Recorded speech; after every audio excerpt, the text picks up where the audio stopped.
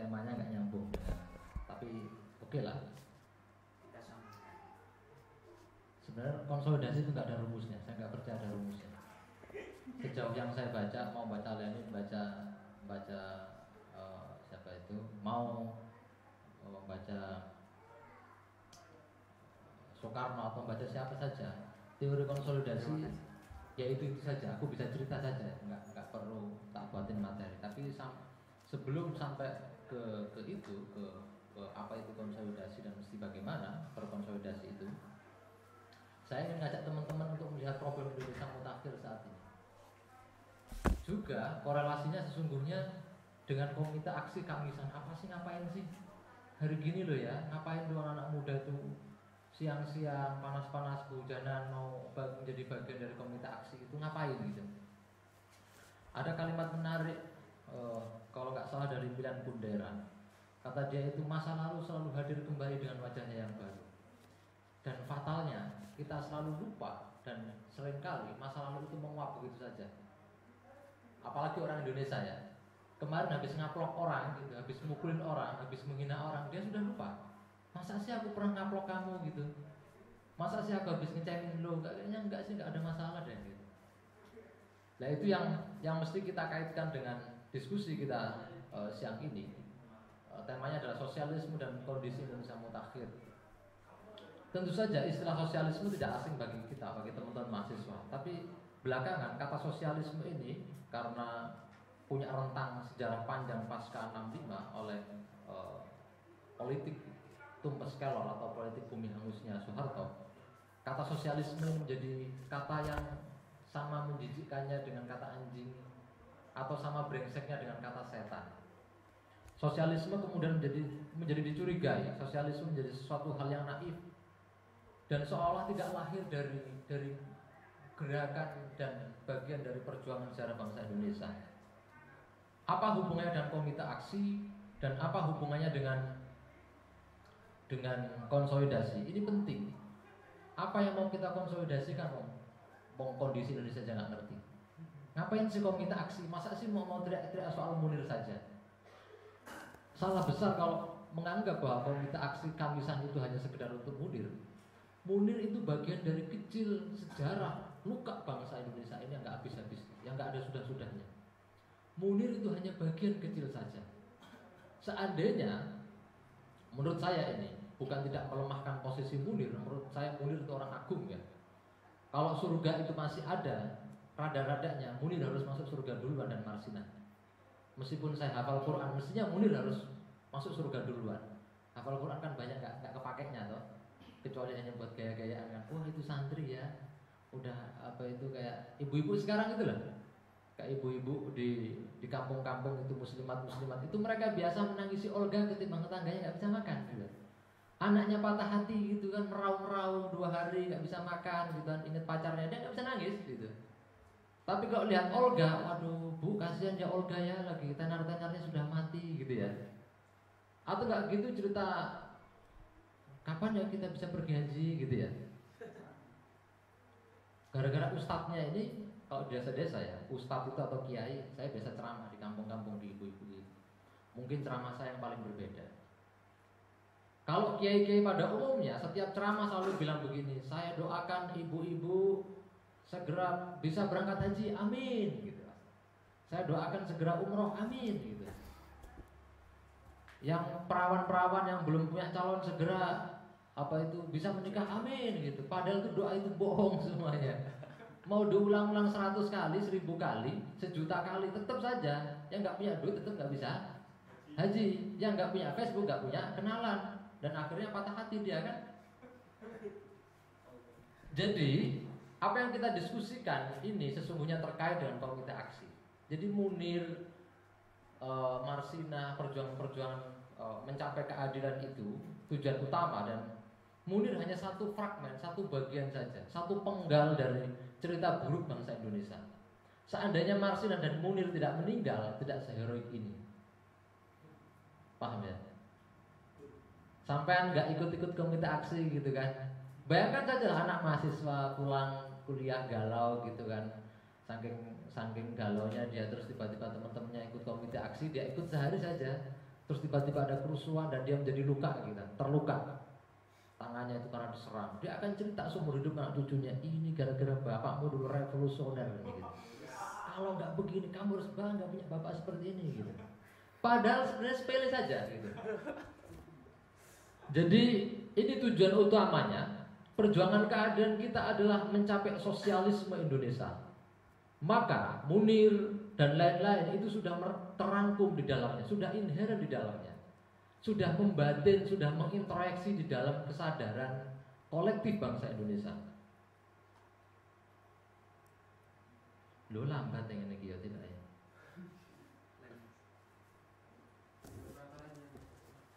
Gak apa, pendahuluan. Indonesia tengah menghadapi bangkitnya politik ekonomi oligarki yang memiliki kemampuan untuk menguasai sumber daya publik dengan cara-cara yang lebih persuasif dan legal, dan bahkan dengan cara yang demokratis dan tanpa kekerasan, meski bisa juga dilakukan dengan kekuatan kursi sembari menyebar atmosfer of fear and politic of fear untuk menciptakan dominasi. Ketika Orde Baru itu merengkuh seluruh struktur kebudayaan, politik, dan seluruh atmosfer kesadaran masyarakat Indonesia, kita semua tahu bahwa penindasan itu dimulai dari kekerasan. Lah fatalnya pasca Orde Baru, ketika reformasi ini sedang bergulir saat ini, penindasan itu tidak dilakukan dengan cara yang kursif, tidak dengan sesuatu yang keras, bawa senjata nembakin orang, enggak, tapi melalui cara-cara yang legal. Ini kejamnya Indonesia saat ini, lebih parah ya. Yang kedua adalah menguatnya politik kartel yang ditandai dengan pragmatisme politik yang berbasis pada jaminan logistik bagi kepentingan politik yang menyebabkan pengabaian atas daulat rakyat sebagai pemegang sah kedaulatan negara. Belakangan muncul juga upaya-upaya mengembalikan demokrasi kita kepada agenda Komune Paris, yaitu wakil rakyat itu boleh untuk dipanggil kembali ketika dia berkhianat dan tidak menjalankan amanat penderitaan rakyat, kata Bung Karno.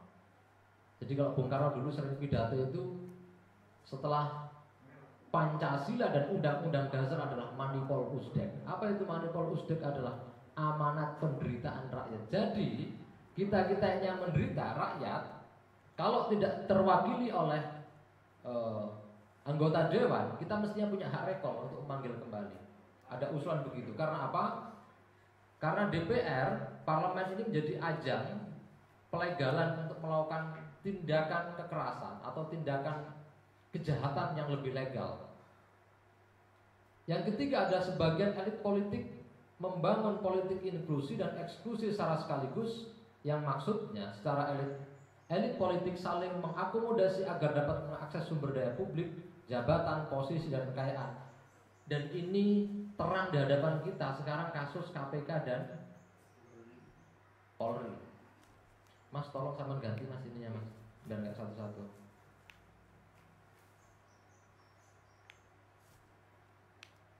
Jadi bagaimana mungkin kita teriak-teriak menuntut keadilan kalau good governance tidak pernah ada, kalau politik oligarki tetap berkecambah di Indonesia, maka seperti apa itu, apa pepatah itu,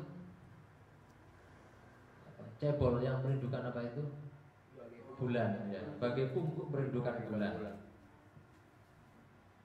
Terus mas, ini potensi kekayaan alam Indonesia yang dijarah 945 jenis tanaman pangan, potensi perikanan kita sebegitu, estimasi penduduk kita. Jadi tahun 2015 sampai tahun 2025 Indonesia mengalami ledakan demografi yang luar biasa. Di banyak negara Asia Tenggara nantinya mengalami krisis anak muda, angkatan kerja. Indonesia akan mengalami ledakan demografi. Teman-teman seusia Anda nanti 5-10 tahun ke depan, mungkin umur 30 tahun ya, itu masa-masa masih produktifnya. Seusia saya ini 10 tahun yang akan datang, kalau teman-teman usianya 20-an tahun, 10 tahun yang akan datang 30 tahun, usia-usia produktif. Tapi sayangnya dengan MEA yang akan jalan ini, yang sedang jalan 2015 ini, dimungkinkan, kemungkinan besar peluang usaha semakin kecil. Perusahaan banyak masuk, tapi angkatan kerja yang kreatif tidak bisa ditampung oleh dunia kerja. Terus mas, balik. Ini kayak kita, lumbung energi panas bumi kita nomor 1 di dunia. Jawa saat ini diancam oleh eksploitasi geotermal atau panas bumi karena Jawa, Indonesia secara keseluruhan kan ring of fires, apa itu, cincin api, dan gas itu yang di bawah tanah mas, itu diambil, magma itu yang dekat magma itu diambil di ke permukaan jadikan sebagai tenaga listrik. Penghasil timah nomor 2 di dunia, penghasil emas 8 di dunia, dan kualitas emas di Tembagapura yang dihasilkan Freeport itu terbaik di dunia. Pengekspor batu bara terbesar nomor 3 di dunia, tapi kemiskinan kita nggak tahu nomor berapa. Terus mas, saat ini data paling mutakhir bisa diakses di KPK dan Huma. Ada sekitar 3.750 sekian, 500 sekian anak yang putus sekolah dalam 4 tahun. Jadi kalau sampean mbak-mbak mas-mas ini bisa sekolah di UGM lagi gitu. UGM ini kan kampus perjuangan ya. Ya memang kampus perjuangan Indonesia dari UGM. Memperjuangkan untuk mengeruk Indonesia juga dari UGM loh ya. Harus dikritik.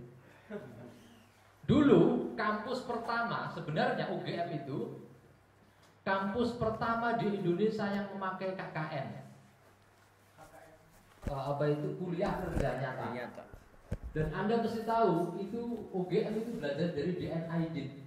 IDIT itulah yang punya program Turba yang ditiru oleh UGM, dan UGM waktu itu terkenal dengan kampus kerakyatan karena banyak ekonom-ekonom dan pakar-pakar kerakyatan di situ. Itu dulu ya. Mudah-mudahan sekarang di tangan kalian kembali seperti itu. Kalau saya kan bukan UGM. Kalau saya Unpas Gajah Mungkur saya. Gajah Blungker. 3,8 juta hektar hutan rusak setiap tahun. Jumlah angka ibu melahirkan sekian per 100.000.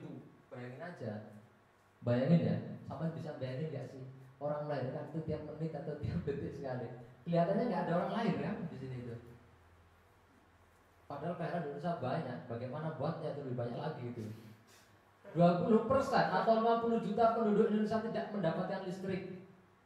Ada 2,1 juta pekerja di bawah umur anak-anak itu sangat rawan menjadi sasaran perdagangan anak. Saya sering keliling-keliling ke daerah-daerah atau kota-kota ke pinggiran Jakarta ya, ke rural itu. Semakin tahun semakin banyak gelandangan yang itu anak-anak. Dan nyaris nggak ada solusinya sampai sekarang selain hanya ditangkepin, lepas, tangkep lagi, lepas gitu kan. Kalau udah gede dikit ngelem gitu kan. Ngelem, udah gede dikit umur SMP dia udah punya anak. Oh, gimana kacaunya negara ini gitu. Jumlah penderita TBC itu nomor 4 di dunia setelah India, Cina dan Afrika. Tahu penyakit TBC ya? Dulu kalau di zaman Eropa, orang penyakit TBC lepra itu dibuang ke laut.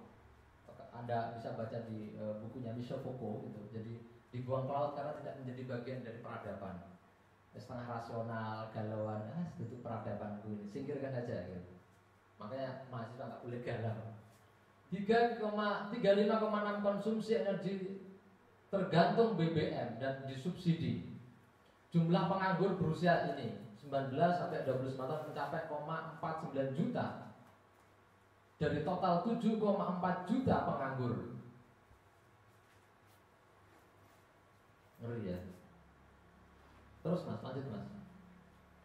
Ini kan angka kemiskinan kita di tahun 2014 naik menjadi 28,28 juta.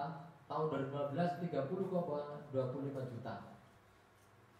Jadi hitung-hitungan ekonomi sejauh ini di Indonesia itu hitungan ekonomi makro.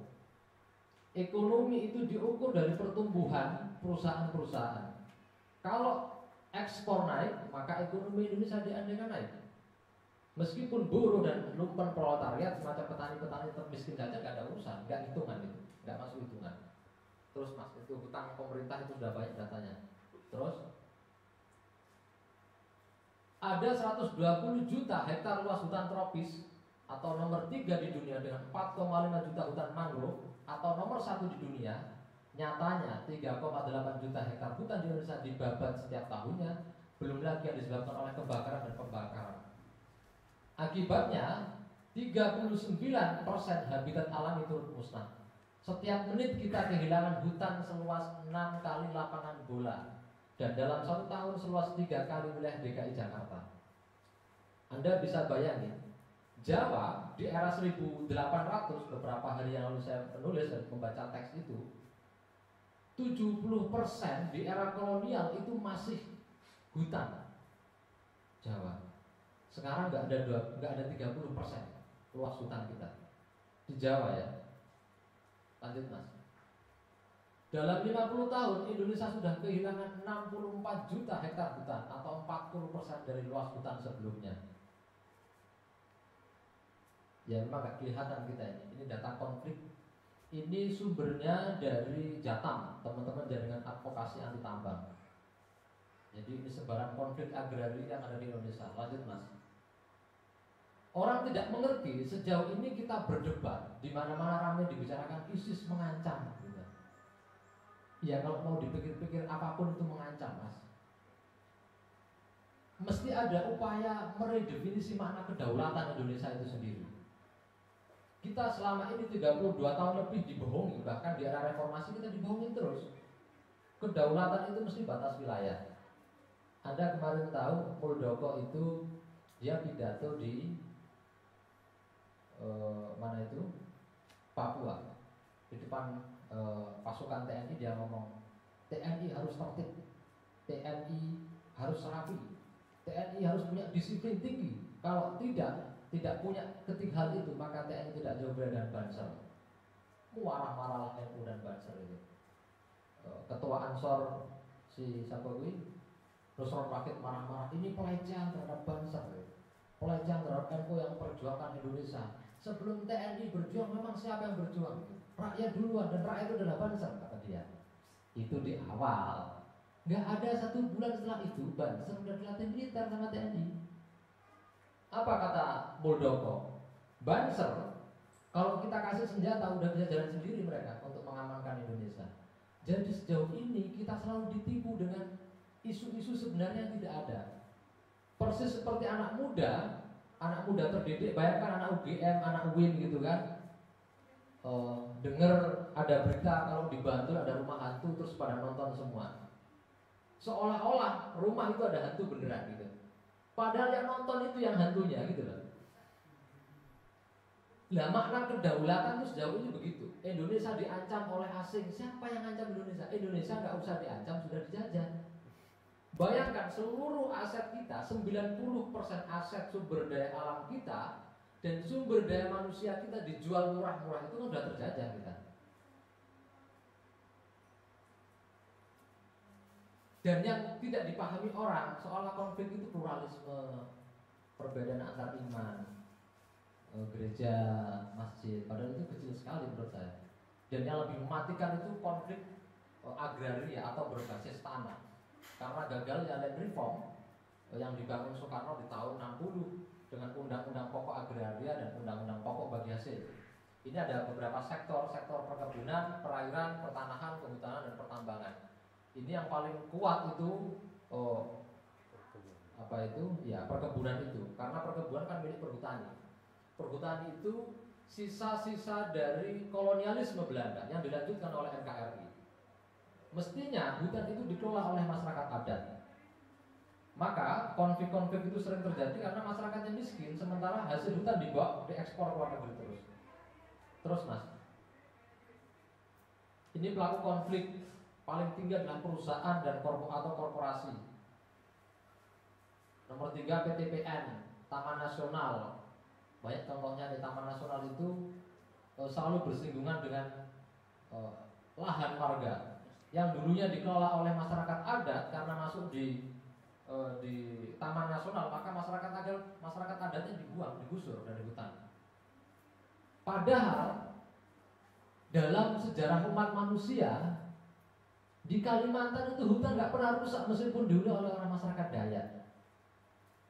Karena mereka mengerti, memakai dengan cara sukunya. Nah saat ini dengan agenda developmentalisme mereka diusir, dianggap mengganggu. Terus mas, pihak yang terlibat konflik, udah terus mas. Nah ini skema, ini saya ambil dari Anthony Giddens sebenarnya. Pemerintah, modal, dan partai politik. Ada kurang satu kalau dari Giddens itu sebenarnya militer. Jadi kekuatan dunia saat ini dikendalikan oleh itu.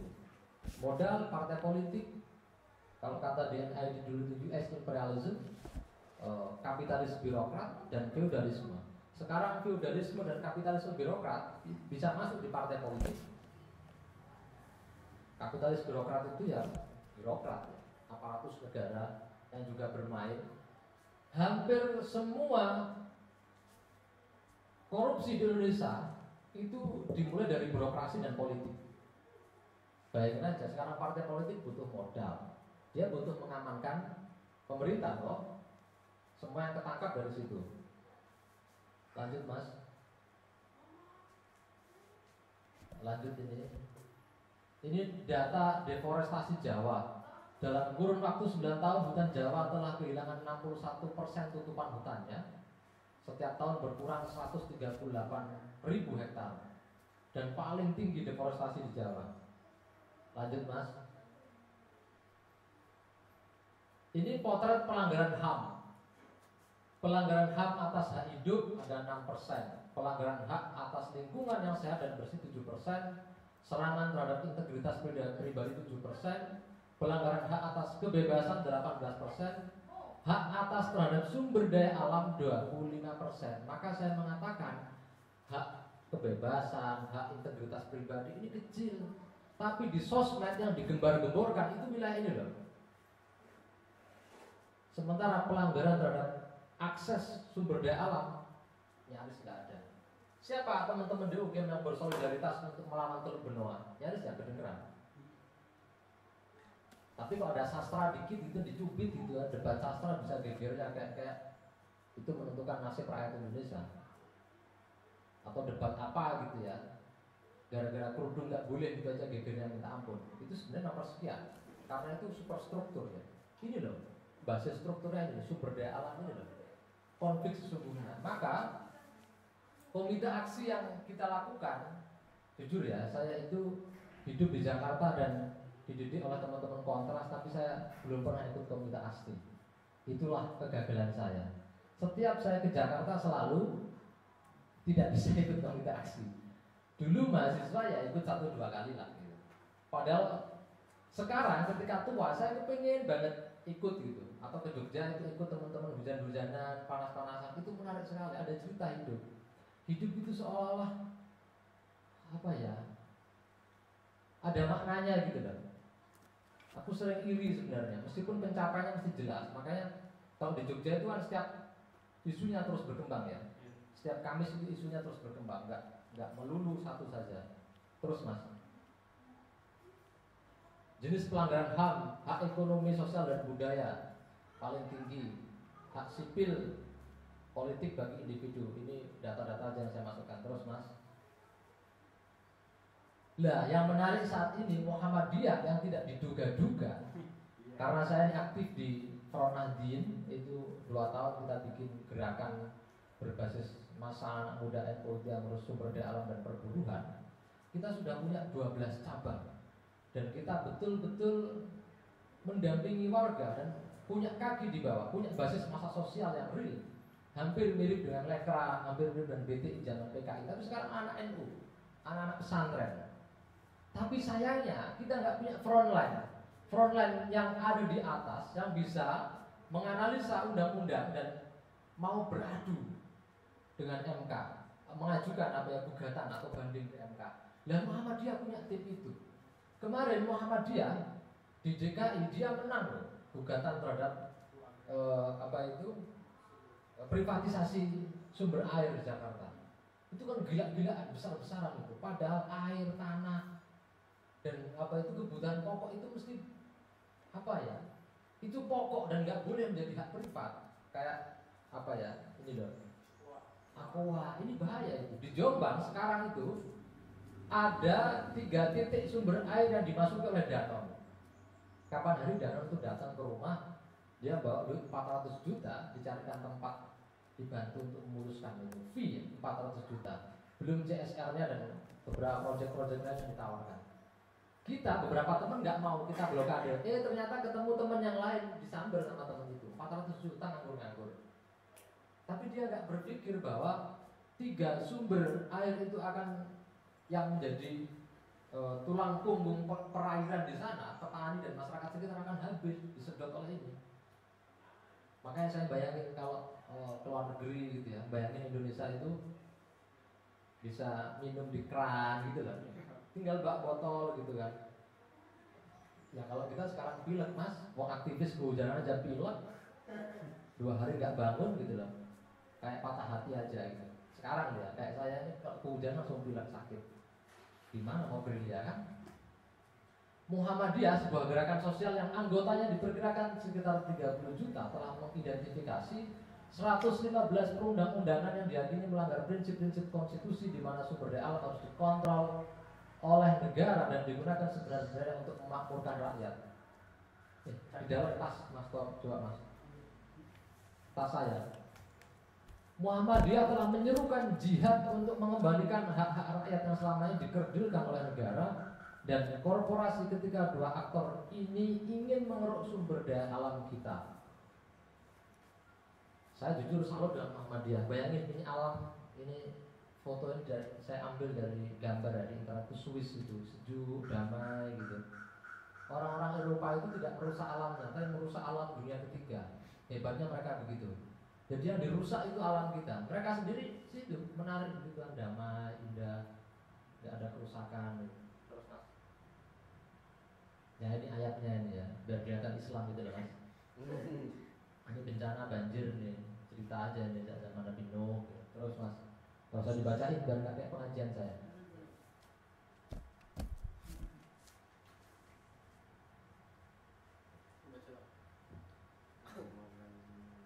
Subhanallah. Saya baca Quran ini dari Nabi saya. Lanjut mas, itu bahasanya bahasa kritik tadi itu. Ketika alam dieksploitase, fase-fase pertama peradaban manusia zaman batu, zaman metalurgi ya, ini zaman-zamannya saya. Ini gambar di masa Mesir kuno. Ternyata di zaman Mesir itu sudah ada industri dan sudah ada perburuhan, sudah ada kelas ya, masyarakat berbasis kelas sudah ada, feudalisme dan kelas sudah ada. Terus mas, yang berkuasa, yang sejahtera, hubungan manusia tidak seimbang dan tidak setara. Itu tadi tuh, sebentar mas, ini di zaman Mesir ini kelihatan pangkatnya ini. Jadi dia dewa itu dipersonifikasi seperti tubuhnya mereka. Apa ya? Antroposentris. Agama yang antroposentris. Itu ada dalam kritiknya Feuerbach ya. Jadi semakin bangsawan dia, ornamennya semakin tinggi. Dulu konon perempuan-perempuan yang ditindik itu tandanya budak. Kalau sekarang, jadi setiap zaman itu punya tandanya masing-masing. Dulu siapa itu Nabi Ibrahim punya istri kan budak, namanya Hagar atau Hajar. Nah Hajar ini budak hitam yang manis yang sangat dicinta oleh Firaun, oleh Fir'aun. Karena biar nggak diambil sama Fir'aun, kan nggak mungkin raja semacam Fir'aun. Kalau di Quran itu Fir'aun bilang, Ana Rabbukumul A'la, aku adalah Tuhan yang paling agung di muka bumi. Tuhan kalian semua yang paling agung. Mana mungkin Tuhan yang paling agung itu menikahi budak? Makanya ditindik, dibuat anting-anting biar nggak dinikahi sama Fir'aun. Itu cerita anting mbak ya, kamu catat itu. Jadi makanya nggak usah bawa anting yang gede-gede. Apa itu Mahadewa aja milih-milih nyari istri gitu.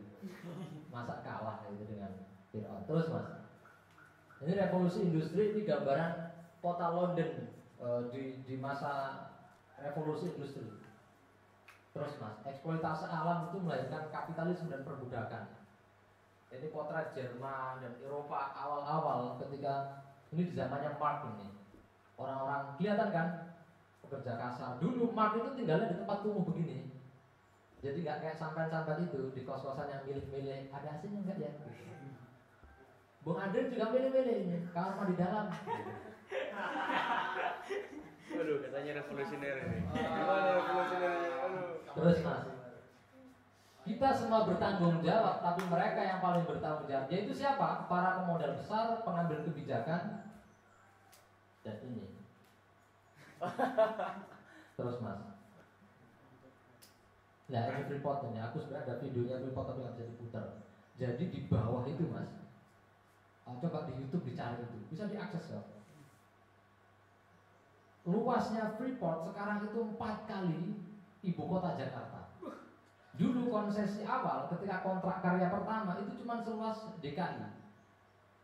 Sekarang 4 kali dan di bawahnya itu, masya Allah dahsyat sekali itu. Antara Anyer sampai Panarukan itu kalah panjang. Di dalam itu ada lorong-lorong. Ada itunya, ada relnya, ada kendaraan yang di dalam itu dilubangi gitu. Ada kok videonya.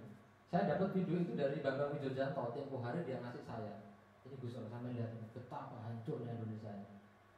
Ayo berani nggak Mas Bambang itu? Komisaris Freeport itu dilawan tuh. Aduh nggak berani tuh mau melawan satu aja BG aja udah hancur-hancuran misalnya. Itu Freeport, bayangin ya. Dan orang-orang di sekitar Freeport ini dulu namanya wilayahnya masyarakat suku Amume. Jadi mereka digusur. Orang-orang adat itu memahami alamnya sebagai sebuah ibu. Kalau dalam teori sosiologi mungkin Anda baca namanya ekofeminisme. Ekofeminisme itu ini ada di dalam tradisi Katolik, tradisi Islam juga ada. Jadi memahami alam ini sebagai ibu yang harus dihargai. Sekarang enggak, alam seperti perawan gitu loh, yang harus diberdayakan. Logikanya selalu begitu. Terus mas. Nah ini juga tergantung oleh pola hidup kita. Konsumsi melahirkan sampah, sampah melahirkan polusi, polusi kemerosotan alam, eksploitasi terus muter aja. Kalau kata Nietzsche itu ada apa itu kekembalian yang abadi, maka hidup kita juga begini. Ritme kita itu abadi begitu terus. Kita habis ngomong baik-baik itu ibu-ibu sekalian, mari besok kita tidak buang sampah. Mari kita an-nadzafatu minal iman. Kebersihan adalah bagian dari iman itu. Dan kebersihan yang paling bersih adalah membersihkan hati dulu ketimbang membersihkan rumah. Maka yang terjadi orang Indonesia itu suka dengerin ceramah-ceramah yang bersihin hatinya tapi nggak pernah bersih-bersih.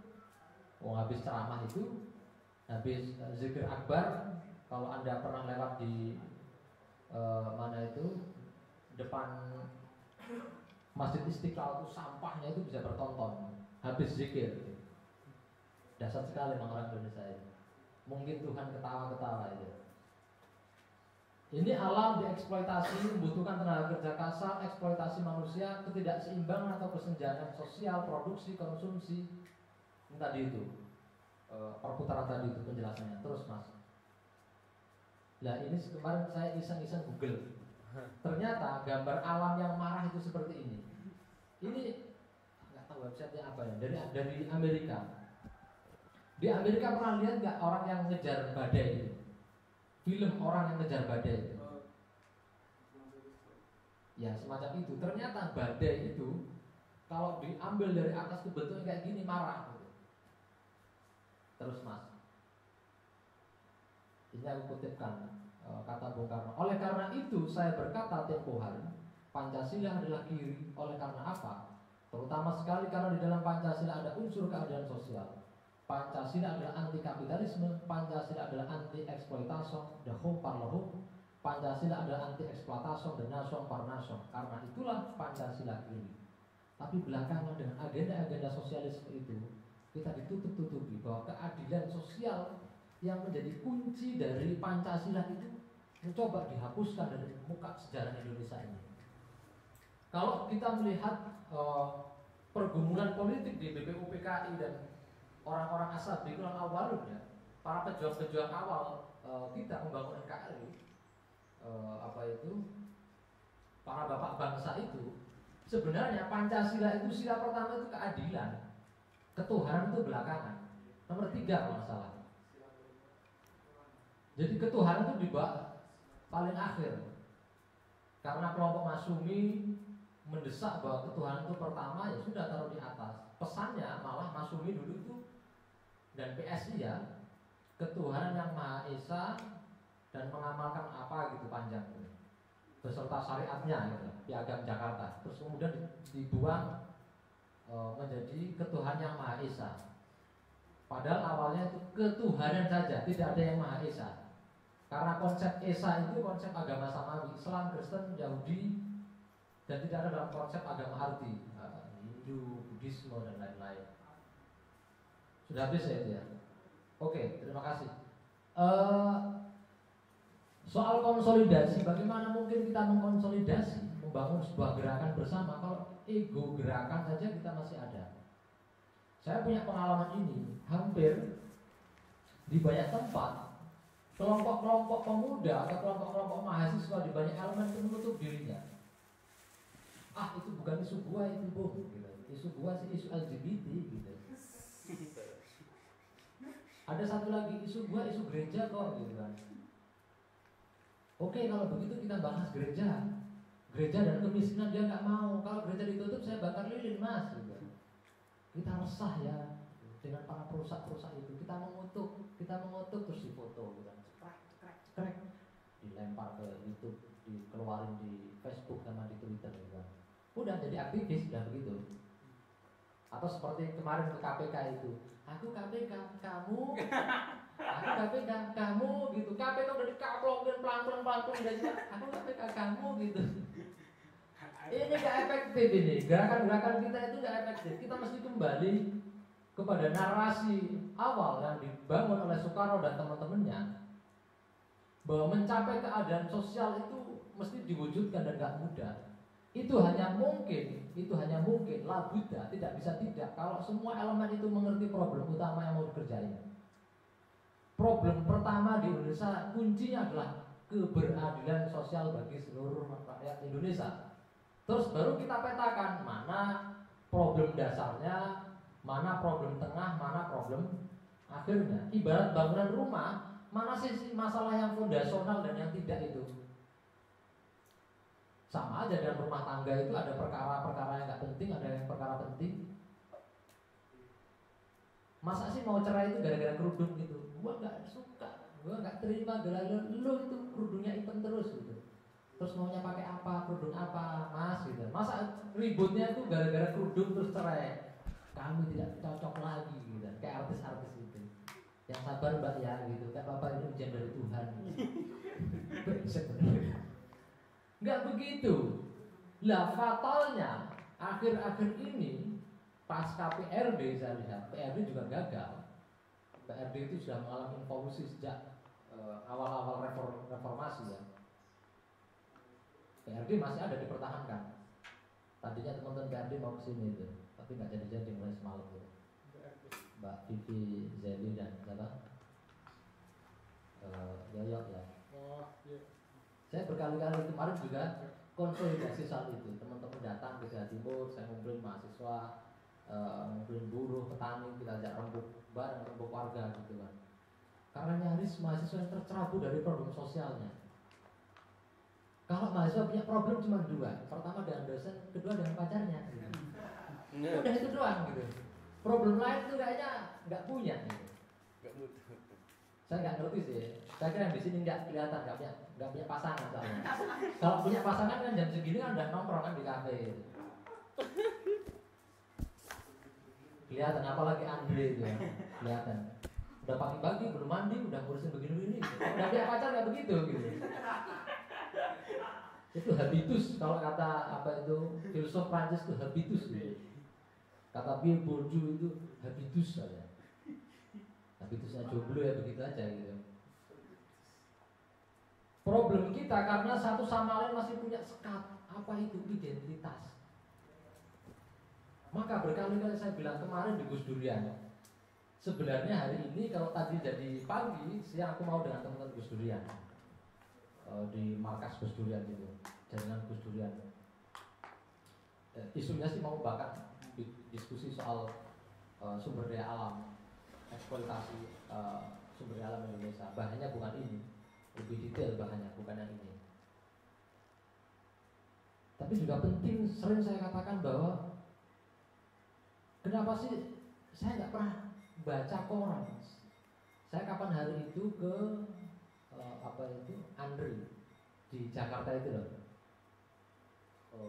manuskrip lama, koran-koran lama itu, saya nggak nemu itu berita itu gereja dibakar, nggak nemu itu. Atau zaman Anda bayangin nggak sih, masa zaman Soekarno nggak ada yang alay, meskipun Soekarno itu revolusi belum usai. Saya pertama-tama di sini tidak bicara sebagai mandataris negara, tidak sebagai pemimpin besar revolusi, tapi sebagai penyambung lidah rakyat. Pasti saya bayangin dari ribuan dan jutaan masa itu ada yang alay, pasti. Aduh hari gini ya, gitu. Pasti ada. Gitu. Tapi mana ada orang alay tiba-tiba ditampolin pinggir jalan itu. Sekarang nampolin alay itu pakai bahasa agama. Kalian melecehkan Tuhan, gitu kan. Sudah dikasih ke laki-laki yang tidak dimanfaatkan gitu. Malah sekarang ondek jadi perempuan gitu. Yang perempuan jadi laki-laki pakai celana jeans, udah gitu belinya udah sobek-sobek lagi gitu. Mana mbak tadi yang biasa sobek-sobek gitu? Saya mau beli istri saya begitu soalnya. Pasti ada, Bu. Tapi kenapa nggak ada konflik itu? Karena nggak penting isu identitas itu. Belakangan isu identitas menguat dan itu dijual di Republik ini. Dan lucunya mahasiswa, sebutlah beberapa kelompok mahasiswa, PB-nya bahkan, lagi ribut kita belain rakyat. Ada satu kelompok di Jakarta, sebenarnya alma mater saya nggak perlu saya sebutkan, kelompok mahasiswa yang berbasis santri ya, pasal sebutkan itu. Malah dia datang ke Banyuwangi jalan-jalan, dia kontak saya, Gus Ron saya mau ke Banyuwangi, punya teleponnya bupati nggak? Loh, mantap sekali kalian, pasti mau mengadvokasi warga Wonosorejo ya? Enggak, kita mau lihat Pulau Merah. Anjir itu. Akhirnya mereka berangkat hanya pengen lihat Pulau Merah di Banyuwangi. Dia ngomong ke Bupati Banyuwangi, kalau mereka aktivis-aktivis NU tolong dibantu dong untuk lihat-lihat Pulau Merah ini, sekaligus bikin pemberdayaan. Pemberdayaan itu bener kata Mas Eko, yang diberdayakan yang sehat, yang memberdayakan yang sehat, yang diberdayakan tetap kiri-kiri aja. Lu Anda bisa bayangin kalau yang diberdayakan sudah berdaya, yang memberdayakan terus memberdayakan siapa? Memberdayakan orang lain itu dalam rangka memberdayakan dirinya sendiri. Persis sama dengan kalian ketika ngomong I love you. Sesungguhnya kamu ketika mencintai pacarmu, sebelum kau ungkapkan, kau sudah mencintai dirimu sendiri terlebih dahulu. Manis-manis lagi kita. Biasanya kalau sama cowoknya itu ngomongnya kan, kemana kita? Tahu aja lo, pengen tahu aja. Presek banget sih lo gitu. Tapi depan ceweknya dia manis, Dek. Sebenarnya kakak ini pengen ngomong deh. Kakak cinta sama adik ini. Ketika ngomong cinta, sesungguhnya dia mencintai dirinya sendiri. Nah Indonesia ini gejalanya begitu. Tapi problemnya identitas. Kita terlampau mencintai identitas kita. Kadang antar mahasiswa, antar kampus kayak di mana itu, kayak di Makassar gitu kan. Berantem itu kadang-kadang sudah nggak tahu asal usulnya mereka berantem. Apa yang cerita berantem itu? Tahu nggak UGI yang di Jakarta sama satu lagi apa UI? Dekat banget. UGI sama UPI ya. Itu berantem terus. Dulunya asal-usulnya persoalan gorengan itu. Persoalan gorengan aja menjadi herois itu. Wah pedang gitu.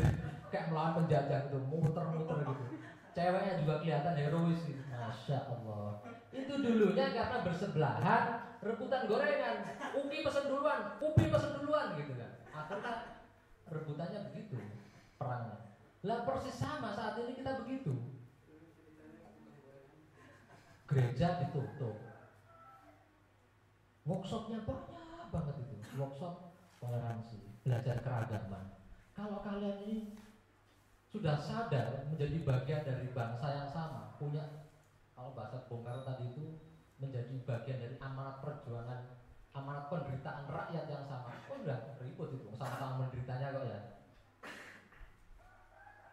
Kenapa orang-orang alay di zaman Soekarno, orang Kristen, orang Katolik, orang Hindu dan lain-lain itu menjadi bagian merasa menjadi bagian dari bangsa yang satu karena mereka punya problem yang sama, memperjuangkan amanat penderitaan rakyat. Kita ini bangsa yang sama-sama menderitanya. Kita ini masih menghadapi eksploitasi denasong parnasong. Kita ini masih 90% kekayaan sumber daya alam kita dikuasai oleh asing. Terus kita mau ngapain kita ini? Bikin hal apa-apa? Kita mau ketemu apa ini?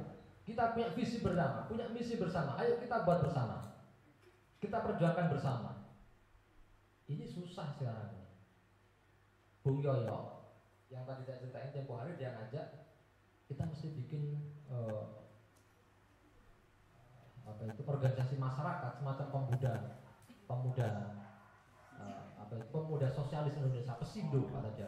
Oh, gua nggak bisa Bung kalau Pesindo kalau nggak ada Islamnya gitu. Saya bercanda sama dia itu. Saya setuju bikin Pesindo, pemuda sosialis ahlu sunnah wal jamaah ala Ahmadiyah Indonesia, saya bilang gitu.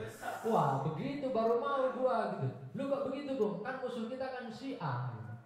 Si B Ahmadiyah, si C gitu kan. Ribut kita selalu begitu. Ribut kita itu ribut apa ya? Ini loh, ibarat rumah tadi gentengnya yang kita ributin, bukan fundamen dari persoalan Indonesia itu. Maka kalau sejauh saya baca di Mao itu terang sekali, Mao bilang soal politik kelas di Tiongkok. Pertama-tama membangun konsolidasi itu mesti tahu dulu posisi kelasnya. Setuju apa nggak setuju? Nabi Muhammad menurut saya Mao ini bukan orang yang pertama menemukannya. Atau Marx, politik kelas itu bukan Marx lah yang menemukannya. Keilmiahan Marx saya sepakat dengan, meskipun saya tidak ortodoks ya, saya sepakat bahwa bahkan seandainya Marx itu tidak pernah lahir, hukum itu tetap ada. Kalau Ali Syariati di dalam kritiknya, Ali Syariati nulis buku kecil tapi mendasar. Saya ingin mengulas itu sebenarnya tapi nggak jadi itu. Kritik atas Marxisme dan sesat pikir Barat lainnya. Dia mengkritik Marxisme tapi sekaligus mengambil sosialismenya. Dan dia percaya bahwa hukum politik kelas itu bukan sesuatu yang baru.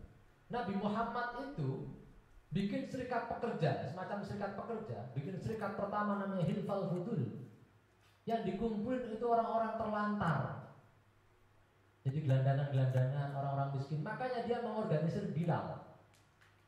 Nggak mungkin Nabi Muhammad tuh bikin geng kelas menengah ngehek gitu kan, tongkrong ngisep sasa terus tari perut. Nggak mungkin, bukan Nabi Muhammad namanya kan. Jadi Nabi Muhammad sebenarnya sudah mulai politik kelas. Saya sepakat dengan cara baca Nur Khalis Majid ketika dia bicara Muhammad dan Muhammad itu. Ini tentu saja pembacaan sosiologis dan historis ya. Islam, Nabi Muhammad, mohon maaf yang bukan Islam ya. Ini karena aku santri aja ngomong gitu. Islam dan Nabi Muhammad itu memberikan elemen baru di dalam dialektika teologinya agama-agama samawi. Konsekuensi dialektis dari agama samawi. Kalau Yahudi itu keras dengan Ten Commandments, 10 perintah Tuhan. Salah satu 10 perintah Tuhan itu tahu nggak, lucu sekali. Dilarang melirik istrinya orang lain. Bener itu, sama cek itu, bener. Maksudnya melirik aja nggak boleh, apalagi lo kencan gitu lah kira-kira. Kalau anak sekarang sih nggak gitu ya tafsirnya. Melirik nggak boleh, kalau megang boleh gitu. Jadi salah satu 10 perintah Tuhan. Jadi sistemnya agama Yahudi itu reward and punishment. Kalau kalian baik tak kasih 10, kalau nggak baik tak gebukin. Persis agamanya Yusuf Mansur lah. Kalian bersedekah 1 akan dibalas dengan Tuhan 10. Ini rumus sedekah saudara-saudara. Rumus sedekah dari Allah Subhanahu Wa Taala itu tak disangka-sangka. Ya korupsi dari situ akhirnya kan. Ada orang datang, Pak Kiai saya kasih Pak Muhammad Rasul. Kok gue bisa pakai kita? Ya inilah hebatnya Kiai. Zikir terus tapi duitnya bro gitu kan. Mobilnya bukan lahul Fatihah, lahul alfa. Ada kiai, sebenarnya nggak enak ya cerita kiai karena saya santri gitu. Itu kalau sowan itu berkardus-kardus itu. Jadi sampai sowan nggak gitu. Waktu itu saya ingat itu sowan sama seorang anak muda, remaja lah mungkin ya kira-kira itu. Dia datang, Pak Kiai saya minta mohon amalan. Minta amalan doa apa tuh? Padang hati yang terang gitu. Buset. Anak ini datang masih kecil minta padang hati gitu kan. Aku mikir begini, kalau lu punya cewek cantik atau lu punya kesenangan hidup anak remaja, hatimu pasti terang gitu. Ini pasti anak-anak. Ternyata anak pesantren beneran dikasih amalan, tak minta lihat itu. Panjang banget ini amalannya ini. Ini kalau aku yang baca, Dek, bukannya pada hati tapi sumpah hatiku gitu. Baca zikir 300 kali, 700 kali itu hatimu akan terang benderang. Tapi coba kalau muka-muka kayak mereka-mereka ini, sumpah hatinya gitu. Kasih rokok bahagia mereka. Lah itu kiainya itu berkardus-kardus Mas. Jadi sowan itu datang kan kita bang atau rokok itu cemplung diambil santrinya, kardus lagi keluar, kardus lagi keluar. Apalagi kalau pejabat yang datang, kardusnya lebih gede, mbak kresek biasanya, langsung taruh belakang. Alhamdulillah, barakallah. Alhamdulillah, tasik. Ya itu karena agama kita, agamanya kelompok Yahudi yang dijual Yusuf Mansur itu. Yusuf Mansur itu berdayakan anak yatim sebenarnya untuk meneguhkan dirinya sendiri. Bersedekahlah ke siapa Yusuf Mansur? Ya ke saya lah, masa ke orang lain. Goblok banget nih umat kayak gini gitu. Bersedekahlah karena sedekah itu hidup akan menjadi berkah. Lah kata Nur Khalis Majid, kata Cak Nur, agama Yahudi begitu. Maka orang Yahudi harus tertibkan. Kalau Soekarno itu kayak demokrasi terpimpin. Demokrasi terpimpin, tidak ada tempat bagi demokrasi liberal, gitu kata dia.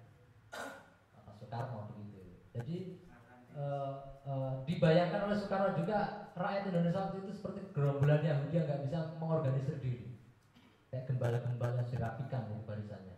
Kedua adalah Yesus Kristus, agama cinta kasih, dikaplok lagi udah habisin diri saya, habisin gitu. Kayak sampean gitu kan. Kemarin aku dengar cerita beneran nih, masih mahasiswa suka cerita begini. Mau diputus dia mau bunuh diri. Cowok anak S2, si ceweknya datang. Gus Roy ada doa nggak biar apa itu ini putus ini? Siapa itu? Cowok itu. Waduh, saya nggak punya pengalaman pacaran. Dapat istri langsung mau saya tembak dia gitu, saya nikahin. Saya khawatir dia sadar terus istriku nggak mau gitu kan. Kok sampai minta doa-doa beginian ke saya kan? Saya mohon doanya Gus Roy beneran. Dia ini ngancam bunuh diri gitu kan. Mau saya putus anak mana? Mahasiswa mana? Ada mahasiswa terkenal di kampus Jakarta itu. S2 Gus Roy, Masya Allah S2 gitu. Tapi ternyata hebat si anak itu kan. Jadi dia pura-pura terlukai gitu kan. Dia nggak tega kan si cewek itu. Jadi sesungguhnya kalau mau logika yang berkembang di Indonesia saat ini, ISIS dijual. Aku banyak lompat tadi. Agama Kristen ya, agama Kristen itu cinta kasih. Berikan hak kaisar kepada kaisar, hak Tuhan kepada Tuhan. Hak Tuhan lewat Yesus, soal administrasi negara lewat kaisar. Ketika Nabi Muhammad datang, Nabi Muhammad mengambil dua-duanya. Islam itu juga cinta kasih, tapi cinta kasih yang bagaimana? Yang berlandaskan keadilan yang diperjuangkan umat Yahudi. Umat Yahudi itu lahir dari situasi konflik ketertindasan yang berabad-abad lamanya. Maka narasi dan ajaran-ajaran utama adalah ajaran-ajaran perjuangan. Gak mungkin dong orang menderita itu diajarin. Ya pasti ada dua skema ya. Kayak tadi itu putus cinta itu kan terus menyerang ya. Bagaimana merebut kekasihnya atau mengalah. Lah Islam, kalau bahasa siapa itu Dom Helder Camara itu benar. Dom Helder Camara ini Islamis sekali menurut saya. Love without justice is an illusion. Cinta tanpa keadilan adalah ilusi, omong kosong gitu. Tentu saja karena kita hidup itu simetris ya, bukan asimetris. Aku mengandaikan dan engkau itu sebagai intersubjek yang saling mengandaikan, yang hubungannya resiprokal, tidak saling menundukkan. Gak mungkin toh aku masrahkan hidupmu. Ya biasa kalau cinta pertama begitu. Pokoknya aku pasrah mas gitu. Iya sekarang pasrah. Besok kalau udah jadi suami gak dikasih duit 3 hari mencak-mencak gitu. Kondisinya udah lain. Lah Indonesia kenapa? Apa hubungannya dengan tadi itu? Isu-isu yang berkembang itu menurut saya isu-isu superstruktur yang bukannya sesuatu yang substansial, bukan fundamen, bukan aksiomatiknya, bukan substratumnya, bukan dasarnya. Karena itu kita ini aktivis ini berjuang berbasis isu. LSM aja berbasis isu, demokratisasi dan HAM. pemberantasan korupsi. Proposalnya pasti judulnya beda-beda. Manis-manis judul proposal itu.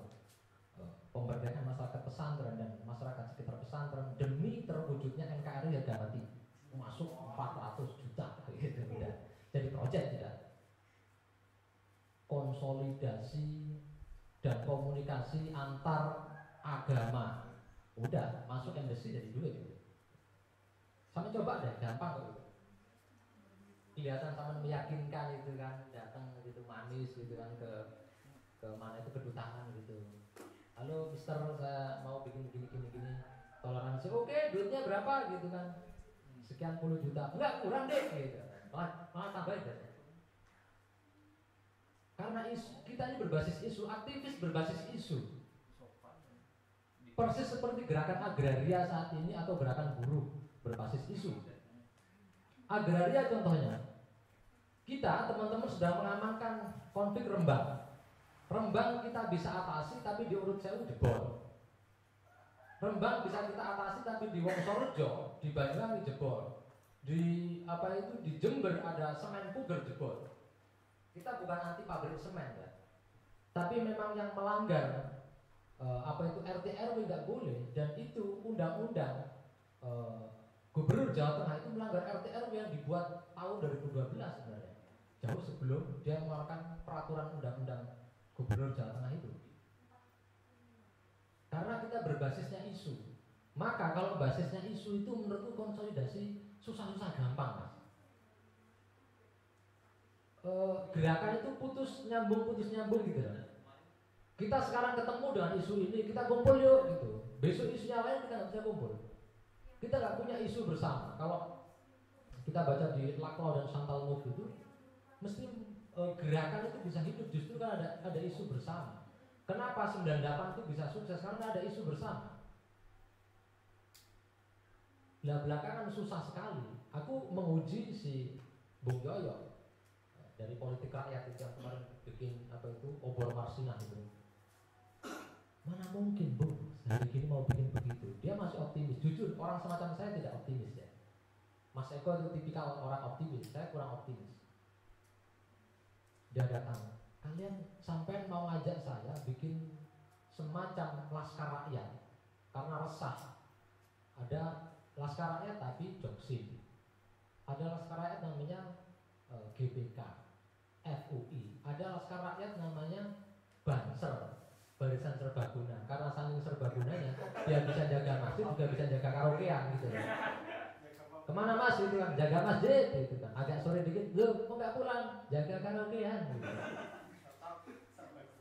Saking serbagunanya, kayak rice cooker model baru gitu loh. Ini masak serbaguna ya gitu, Barisan Serbaguna.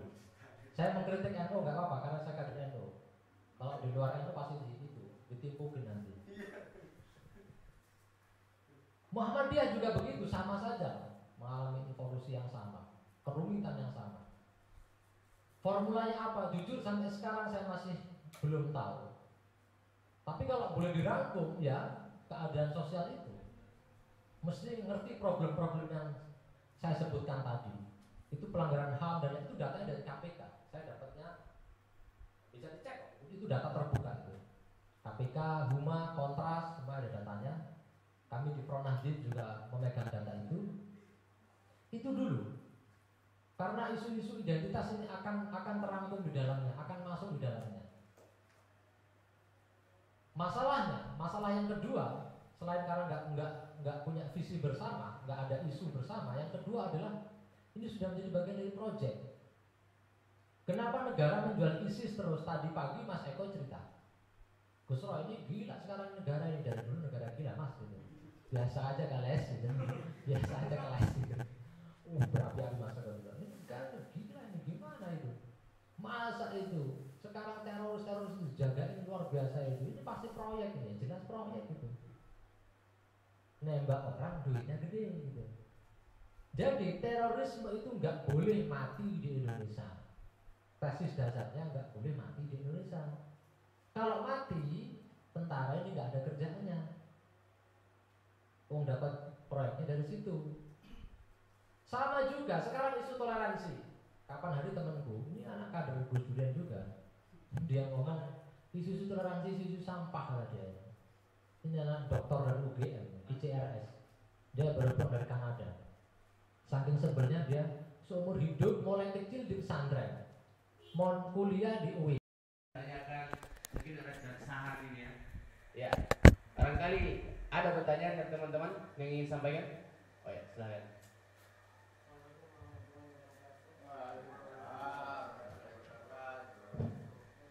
Saya Arif dari Tangerang Jaya, Sadio.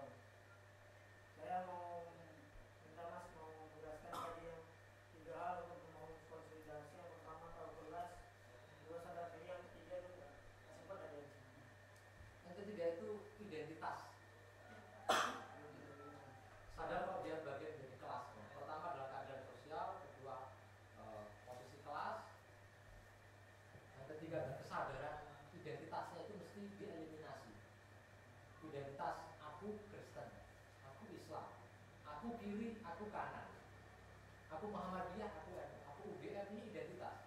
Kalau oposisi ini terus dihadap-hadapkan, kita nggak punya visi bersama. Seumpama ada 2 desa punya persoalan, terus dia bilang, itu bukan tugasku, itu tugasmu. Aku nggak merasa punya tanggung jawab itu, padahal dia sebenarnya memanggil tanggung jawab yang sama. Karena apa yang terjadi? Identitasnya yang dibesar-besarkan. Identitas itu penting, sekaligus tidak penting. Karena toh hakikatnya, kalau kata ini kalau mau politik kelas dan yang humanis ya, kita bisa mengutip Mahatma Gandhi. Meskipun Gandhi tidak mau jalur revolusioner, Gandhi dikritik oleh Zizek karena dia dianggap mengorbankan rakyat India dengan cara-cara anti kekerasan itu. Kadang-kadang orang juga mesti bertindak keras gitu. Tapi satu hal yang menarik dari Gandhi itu dia bilang bahwa semua manusia bersaudara.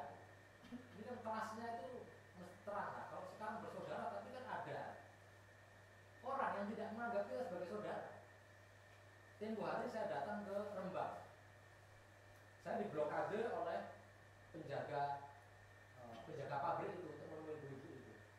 Mau kemana, Mas? Saya menemui saudara saya yang ada di sana. Apa nggak boleh? Nggak boleh. Saudara dari mana sampai? Dari manapun, manusia itu saudara, Mas. Oh enggak? Dia nggak terima dia. Terus si polisi-polisi ini bilang, loh, saya juga dengan jenengan, Mas, yang jadi polisi tak bilang begitu. Anda juga saudara saya kok? Enggak lah. Anda bukan saudara saya, akhirnya saking gegernya saya. Ya iyalah, mana mau aku punya saudara kayak lu. Lah, ada kalimat Mahatma Gandhi yang tidak dilanjutkan. Semua manusia bersaudara. Tapi dia lupa realitas ekonomi politik basis materialnya. Bahwa Kabil dan Habil yang dibayangkan oleh Al-Syariati, yang diklaim oleh Al-Syariati sebenarnya posisi kelas ini jauh sebelum ada Nabi Muhammad, sebelum adanya Marx sudah ada. Kabil dan Habil itu ada kelompok pendengki dan orang yang tulus, ada kelompok pejuang dan orang yang berkhianat. Itu yang ketiga. Atau pertanyaannya apa? ini mau menanya. Tadi kan kalau yang 3 hal tersebut itu dikatakan untuk konsolidasi. Bagaimana caranya bahwa konsolidasi atau kelompok aksi kita itu akan terus berlanjut? Karena pada suatu konsolidasi itu kan akan ada beberapa kepentingan nanti yang akan tidak terangkum. Bagaimana biar berbagai kelompok itu akan terus bisa ikut dalam aksi kita gitu? Atau Apa? yang tidak Beberapa berubah? hal yang tidak terangkum itu apa? Misalnya dalam konsolidasi itu kepentingan si A dan si B itu sudah disatukan, tapi pada saat mencapai tujuan itu realitanya atau kepentingan si B itu tidak tercapai dan akhirnya konsolidasi. Ya, oke. Kepentingan si A dan si B itu apa? A kepentingannya pengen konsolidasi dapat pacar. Iya, misalnya Si gitu. B konsolidasi kepentingannya kelihatan gaya. Ya ini identitas, Mas. Maka perdebatan identitas itu, kalau kata Nabi itu begini, ikutlah kalian berhijrah ke Madinah, jangan karena dilandasi ingin mendapatkan ghanimah atau mendapatkan perempuan. Dulu ada orang yang ikut hijrah dari Mekah ke Madinah, tapi sebenarnya ujung-ujungnya dia ikut ke Madinah karena ada cewek yang diincer mau pindah ke Madinah, dia ikut pindah ke Madinah. Ini gak ideologis. Ya pasti akan ribut, kalian akan mengalami polusi, cekcok, berantem. Makanya sejak awal teman-teman mesti meneguhkan diri. kita keadilan sosial dan kita mesti menyuarakan. Kalau saya mesti berganti dalam satu fase berganti, bukan karena saya mundur, karena harus ada regenerasi, harus ada kader baru yang masuk. Gitu. Jadi nggak ada, aku punya tujuan sendiri, kamu punya tujuan sendiri, enggak, tujuan kita sama. Dan tujuan sendiri-sendiri yang sifatnya identitas, ya individual dan semacam itu tidak boleh masuk dalam bagian dari cita-cita bersama itu. Oke, saya mau menjadi bagian dari komunikasi. Saya percaya ini. Kenapa? Orang itu mesti selalu perlu meneguhkan dirinya sendiri. Ada dengan cara yang naif. Cara yang naif itu, kalau kata Friedrich Nietzsche, orang yang ingin meneguhkan diri itu biasanya dengan rasa resentment, dengan membangun kebencian atas yang lain. Nietzsche menuduh bahwa itu adalah bermental Buddha. Bermental Buddha apa tidak? Kalau bagi Marx itu penting kan? Resentment itu kebencian. Kita mesti benci terhadap ketidakadilan. Makanya aku membangun gerakan, membangun komunitas, kita bareng-bareng bersama karena punya tujuan yang sama, kita punya keyakinan yang sama, kita punya visi bersama, kita punya landasan bersama. Kalau bolehlah kita meneguhkan, mengutip Quran. Di Quran ada, ya ayyuhalladzina jahadu fina lanahdiyannahum subulana wa innallaha ma'al muhsinin. Kata Tuhan itu akan memberi jalan kepada orang yang ingin berjuang. Wa innallaha ma'al muhsinin. Allah suka kepada orang yang muhsin, orang yang besar hatinya, orang yang mau mengorbankan sesuatu untuk yang lebih besar di luar kepentingan dirinya. Nah, kepentingan dirinya itu kan, aku saja nggak revolusioner banget bener. Gara-gara si itu loh, aku pengen ikut gitu. Kenapa sih lo sekarang jadi kiri gitu? Itu gerakan-gerakan begitu, itu aktivis begitu. Ya kan ada Camila Pilago sekarang di Chile itu menjadi ikon perempuan yang anak perempuan yang radikal, mungkin gerakan ribuan mahasiswa. Atau siapa itu yang dari Filipina yang lagi populer ini, anak muda perempuan anti energik dan anti kemapanan. Akhirnya dia anak berbondong-bondong, oh ternyata itu ya keren ya. Bukan itu. Bolehlah memang itu untuk meneguhkan, boleh mas ya. Iman orang itu kan fluktuatif ya. Keyakinan akan berubah itu fluktuatif. Tapi bayangkan seandainya seluruh mahasiswa Allah tidak memilih 10 anak saja, terus bagaimana Indonesia? Boleh dong kalian sombong begitu. Aku mau jadi ilmuwan. Ke depan aku akan membangun cita-cita Indonesia dengan ilmu yang aku pegang ini. Aku tidak akan menjadi bagian dari perusak lingkungan. Aku tidak akan menjadi bagian dari korporasi yang menghancurkan kemanusiaan. Tapi bolehlah semasa mahasiswa ini aku meluangkan setiap Kamis untuk menjadi bagian dari perubahan itu. Karena aku percaya dari sekian juta yang Allah memilihku, umpama. Oh gila lo belagu banget ya, gak apa-apa lah gitu. Kita ini sudah menderita, gak boleh belagu, bagaimana lagi? Ini kali pilihan. Dulu jujur ya, aku tuh narsis begitu.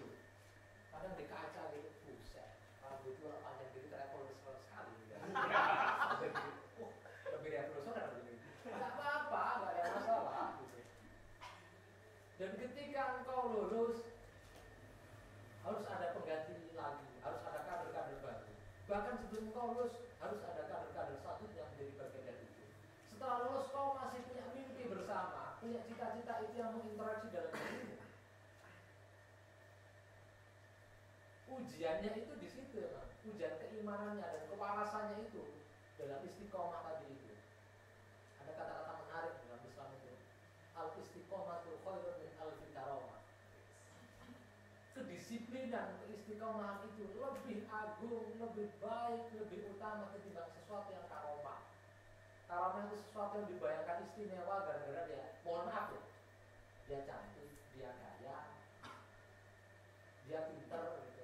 Apa artinya pinter kalau dia nggak terlibat? Orang semacam Einstein saja sudah kecewa karena rumusnya, teori fisikanya ternyata dijadikan nuklir untuk menghancurkan umat manusia. Gak ada ilmuwan bullshit, itu gak ada. Ilmuwan tradisi fisika sejak Heisenberg, sejak Newton, Eddington sampai siapa itu Einstein, gak ada yang pengen cita-cita itu pengen ngebom orang itu.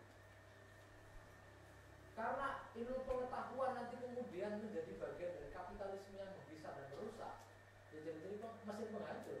Kalian peternakan, contoh saja. Apapun itu tujuannya kalau benar ya pasti basisnya dan tujuan itu menjadi bagian dari dirinya sendiri tadi. Kalau benar, orang bilang, oh enak ya, Mas Roy ini jurusannya ngaji gitu kan, pasti program Pak Al, perjuangan Islam. Enggak juga, kalau aku menjual ayat-ayatku untuk menindas orang lain bisa juga. Sampai hari peternakan, oh iya ini kita perlu rekayasa genetika, akhirnya begini terus Anda bangkrutkan para petani. Kacau juga. Lebih mending anak peternakan atau anak pertanian yang nggak mau jadi petani. Lebih mending lah, meskipun brengsek juga itu. Saya punya saudara jurusan pertanian, anaknya orang kaya punya tanah banyak, dan dia tidak mengolah tanahnya sama masyarakat, enggak, dia buka counter. Gimana coba? Ini lebih ngehek ketimbang pas menang ngehek. Kalau udah petani ngehek pula ini. Dia nggak mau. Masyarakat juga memang nggak siap masyarakat itu. Aduh Pak Haji, anaknya di sekolah yang tinggi-tinggi, pulang-pulang untuk masuk ke pertanian. Anak saya Pak Haji, saya ini tukang beca. Anak saya tidak sekolah yang suruh jadi sekretaris. Masa anak Pak Haji jadi petani gitu. Jadi memang rakyat juga belum siap. Siap tidak kau meneguhkan imanmu dalam rentang masalah perjalanan itu. Dia pasti di tengah jalan itu pasti kalian akan berpikir, kamu juga sih, kami sekarang ini sudah jalan gitu. Itu juga enak loh ya. Atau kalau punya pacar tadi kan ya, jemput gitu kan ya. Ini Kamis, ingat ya kalau Kamis satu libur. Lu kenapa? Jodohnya ngomong begitu. Kayak warung itu ada yang libur, ada Jumat. Kenapa Pak? Gitu. Karena waktu saya ada kuburan itu ternyata wangsitnya begitu, Jumat terus libur. Ya enggak, memang harus meneguhkan sendiri. Kita mesti memompa terus, memompa tujuan. Enggak mungkin orang semacam Malcolm X, semacam siapa itu, Bung Karno itu tidak berkali-kali atau beribu-ribu kali bahkan terjatuh hatinya. Merasa kecewa, merasa gagal itu pasti, apalagi Tan Malaka ya. Udah jomblo sendiri, lu bayangin dia. Makanya dia pacar merahnya adalah Indonesia, pacarnya itu Indonesia, kekasihnya di Indonesia. Bung Hatta itu berjanji tidak akan menikah sebelum kemerdekaan Indonesia. Menikah ya. Sebelum merdeka. Atau kalau teman-teman baca pamfletnya Syahrir, entah setuju dengan tidak dengan politik sosial demokratnya Syahrir, tapi Syahrir pamfletnya bagus. Dan terus pamflet itu perjuangan kita. Itu sebenarnya orang semacam Soekarno itu juga sedang meneguhkan dirinya sendiri loh. Revolusi Indonesia sekali lagi hanya sukses, hanya berjalan dengan baik kalau rakyat Indonesia mengamalkan dan mengamanatkan, kata Soekarno, Pancasila, Undang-Undang Dasar Negara, Manipur, Usdek, Jarek, Vive Pericoloso gitu. Sesungguhnya dia juga takut kalau rakyat itu nggak meneguhkan dirinya. Masa dia sendirian aja gitu. Saya Soekarno enggak. Kan gitu toh Mas. Dan dalam rangka meneguhkan, kalian juga mesti berdakwah menurut saya. Ayo Bung gitu. Timbang nganggur-nganggur sama-sama kerennya gitu kan. Ayo ikut saya Bung gitu kan. Terus begitu. Itu juga dalam rangka Anda meneguhkan diri. Jangan seperti Indonesia ini meneguhkan diri mencari musuh bayangan. ISIS itu musuh bayangan. ISIS itu menakutkan, tapi nggak mungkin lah ISIS itu ngurus Timur Tengah aja. Nggak masuk akal tuh. ISIS itu kok mau dibom sama Amerika juga habis. Tuh. Tapi kenapa dibiarin? Biar terus ada mainan, biar terus ada alasan untuk mengamankan. Aku itu pernah dagang. Ini logika, ini pelajaran logika mendasar. Aku itu pernah dagang sama istri di Jakarta. Dagang produk, baru melapak gitu ya. Preman datang. Keamanan. Sebenarnya uang keamanan itu apa? So aku sudah aman, dia nggak berkata sudah aman toh. Ya preman tadi itu sebenarnya kalau aku nggak bayar, ya aku nggak aman oleh dia. Ya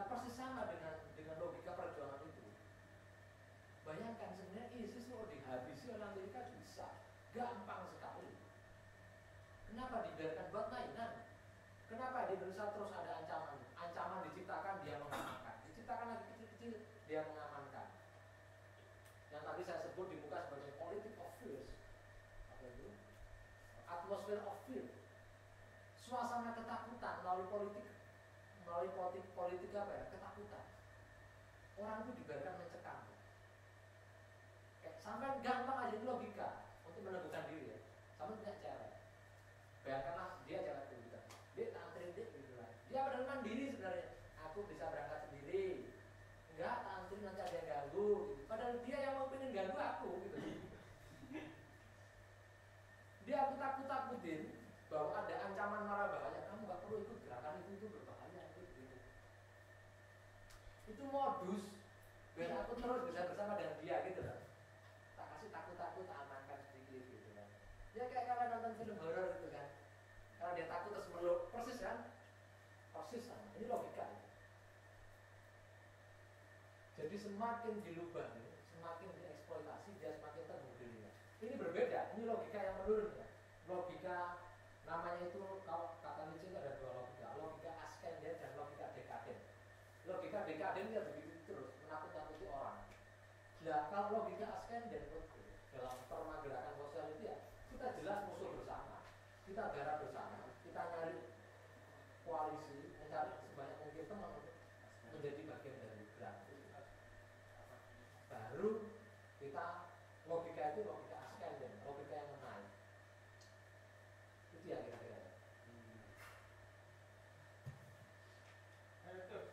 Ya, jadi bagaimana kawan? Mungkin bagaimana kalau di sini yang saya kutip salah satu poin itu yang sangat menarik itu, jadi untuk berjuang itu kita sangat membutuhkan ideologi jomblo, gitu ya benar. Jadi ideologi jombloisme lah istilahnya. Enggak juga. Enggak. Pembelaan. Saya kira enggak jomblo ya. Bukan jomblo. Ngeri sekali hidup jomblo. Cinta diri sendiri. Saya itu paling ngeri. Jujur aja saya paling ngeri. Saya ini bagi aja untuk teman-teman yang muda-muda. Dulu aku menikah muda. Karena enggak kuat menderita sendiri ya. Gitu. Harus ngajak teman sependeritaan. Tapi kalau nggak boleh ngomong ke calon istrimu itu, masa kau ajak menderita dia? Enggak lah. Kau ajak dia ngajak mimpi-mimpi bahagia. Kita ini heroik ya, progresif. Mau aja istri itu dulu. Iya, dan ternyata dia bersyukur gitu loh. Nggak tahu ya, dia teralienasi mungkin. Oleh apa itu omongan saya itu. Jadi gitu, saya naik Vespa sama istriku, saya punya anak yang masih rapat, kadang-kadang di mana anakku masih ikut tak bawa gitu pulang. Dan kapan hari malah disuruh sibuk sekolah gitu, aku bawa anakku, aku tak titipin neneknya satu tak bawa, cuek-cuek aja, baik-baik aja, ajak demo, ajak ngisi diskusi, ajak seminar, macam-macam, boleh-boleh. Dan kalau masih ada perempuan yang mau dengan kalian, atau masih ada laki-laki yang mau, jangan milih jomblo, beneran. Bahaya itu. Biasanya jomblo itu justru disorientasi ya. Saya khawatir jomblo kenapa heroik. Dia ingin mengalihkan penderitaannya gitu ya. Biar gak inget-inget nasibnya gitu. Terus sekali nasib gitu. Maka dia harus heroik karena dia jomblo. Coba, yang menarik itu bayangkan dia mesra gitu kan. Heroik itu lebih indah. Itu romantiknya di situ. Ya kalau jomblo gak ada romantiknya, bohong gitu. Coba kalian geledah yang jomblo-jomblo, kenapa dia masih heroik gitu? Untuk menutupi lukanya. Kosongan hati. Kalau kata siapa itu yang sekarang jadi artis baru itu, pacarnya Vicky itu, Vicky Prasetyo ya. Ya karena dia nggak bisa konsolidasi hati. Ya, jadi gimana kawan-kawan? Ya, mungkin kita di sini sudah bisa menjadi orang yang tercerahkan istilah syariati rasul fikr ya. Mungkin ada pertanyaan lagi? Oh ya, silakan. Selamat malam.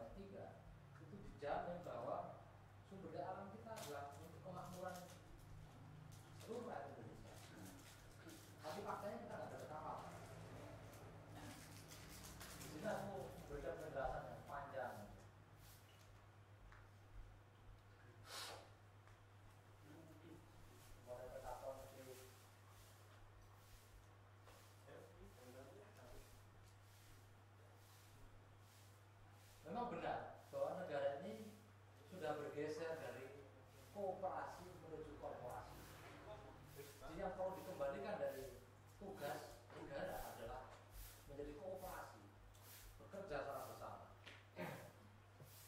Sekarang aku nggak pernah percaya bahwa kalau ada aparatus negara yang mengatakan tambang-tambang yang mau eksploitasi limon dan lain-lain itu menyejahterakan rakyat Indonesia. Kalau Anda cek keuntungan itu bersifat publik, cek aja di buku tadi berapa sih keuntungan limon, keuntungan seperti bohong, bullshit, enggak. Faktanya masyarakat di sekitar situ nggak dapat apa-apa. Terus kalau melawan BUMN, anggaplah ini BUMN plat merah, perusahaan plat merah milik negara. Maka dikatakan rakyat melawan negara juga, itu memang tafsir yang dieksploitasi, tafsir yang udah produktif gitu.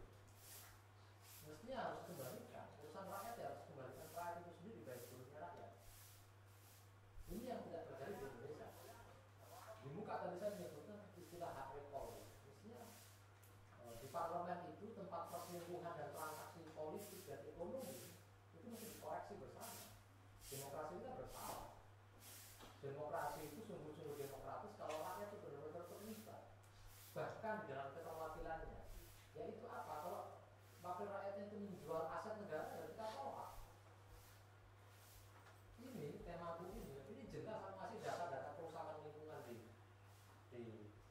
daya dukung Jawa sudah tidak memadai. Kok bisa ilmuwan-ilmuwan yang pro perusahaan ini tetap mengeksploitasi semen? Karena katanya kita butuh semen. Padahal fakta sesungguhnya ada moratorium di negara-negara maju mengatakan bahwa semen ini sudah tidak layak dipakai karena daya rusaknya luar biasa terhadap alam. Bukan ketika jadi bangunan, tidak, bahannya itu loh Pak. Bahannya itu kan mau nggak mau kan mengeksploitasi, butuh banyak sumber daya alam kok. Kapur, batu, pasir, adu dan mudah itu memang paling purba, teknologi purba itu. Ngaduk-ngaduknya gampang sudah jadi gitu loh. Dan itu akan menghabisin bergunung-gunung, gunung-gunung kapur, gunung kas itu akan habis semua. Padahal kas itu tempat imbuhan air, tempat menyimpan air. Yang itu selama jutaan tahun itu dihabisi. Persis sama mungkin kasus di NTB ya. Perusahaan-perusahaan sumber daya alam itu menghancurkan alam sebenarnya. Mesti selalu dalilnya direpetisi, yang diulang-ulang ini untuk kesejahteraan rakyat. Ini pajaknya juga akan nanti masuk ke sekolah-sekolah. Itu cerita dan janji-janji itu sejak Indonesia merdeka sampai sekarang nggak ada buktinya. Dulu perusahaan-perusahaan transnasional masuk tahun 67 dan kontrak karya, tahun 73 mereka beroperasi. Itu sahamnya 90% asing. Dan bayar pajaknya di Indonesia itu cuma 1%. Dan yang masuk ke negara itu cuma 1,5%. 1,5% dari keuntungan, anggaplah kecil atau 10%, anggaplah 10%. Itu nanti juga nggak akan masuk ke rakyat, itu masuk ke aparatus negara, ke kapitalis birokrat. Hasil dari keuntungan menjual sumber daya alam pasti masuk ke kejahatan. Dan itu mesti ditolak, mesti dilawan. Apa tujuannya? Apa yang mesti dilakukan? Mengembalikan sosialisme Indonesia itu. Kembali ke Undang-Undang Dasar pasal 33 itu. Kembali ke semangat Soekarno dan Bung Hatta. Kembali ke dari korporasi kita geser menjadi kooperasi. Di negara-negara maju sebenarnya perusahaan-perusahaan besar itu juga sudah banyak itu ya, bertolak dari kooperasi, sistem kooperasi. Bayangkan saja Unilever, Unilever itu jauh sebelum Indonesia merdeka sudah ada, milik Belanda.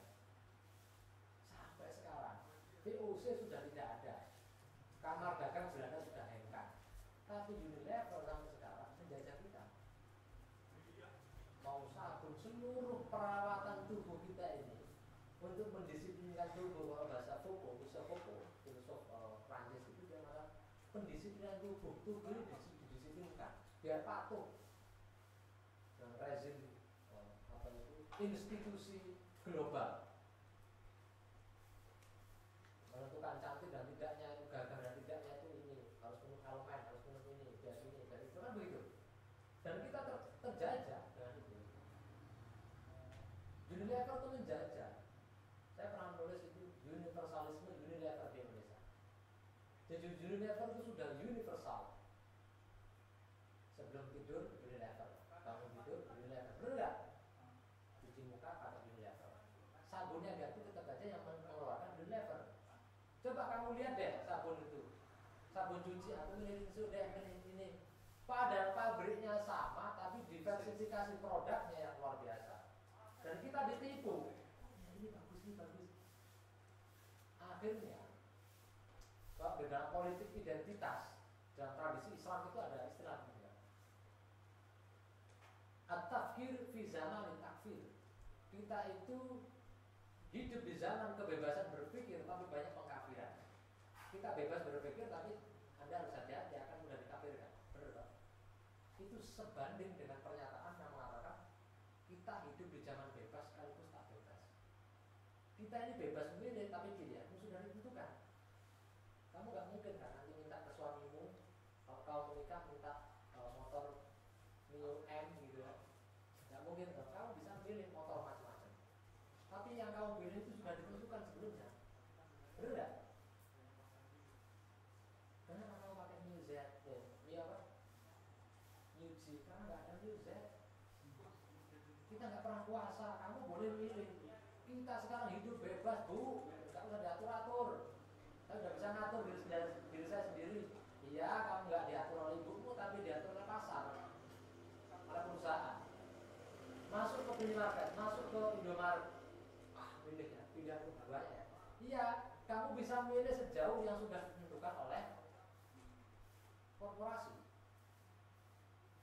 Nah, yang mesti direbut adalah kunci menuju sosialisme Indonesia, keadilan sosial, keberadilan. Ingat ya, Munir mati karena belain petani. Petani nipah, 4 orang dibunuh, Munir hadir duluan.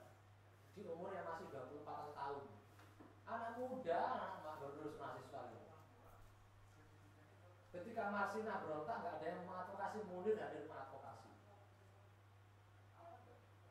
Ya karena Munir ingin perjuangkan keadilan sosial itu. Dan yang direbut ya mesti bikin koperasi. Fatalnya sekolah-sekolah koperasi kita itu lulusan-lulusan kita cuma bikin koperasi-koperasi di desa atau di daerah-daerah yang intinya simpan pinjam. Dan simpan pinjam itu hidup dari penderitaan orang. Aku pinjami kamu, semakin kamu menderita aku semakin untung. Apa yang mesti direbut ya, ruang publik kita harus direbut. Dan tugas-tugas teman-teman, kalau sampai pulang ke Bima, kalau pulang ke daerah-daerah, mesti bikin emansipasi di ibu-ibu, bikin penjelasan sekolah kader ke mereka.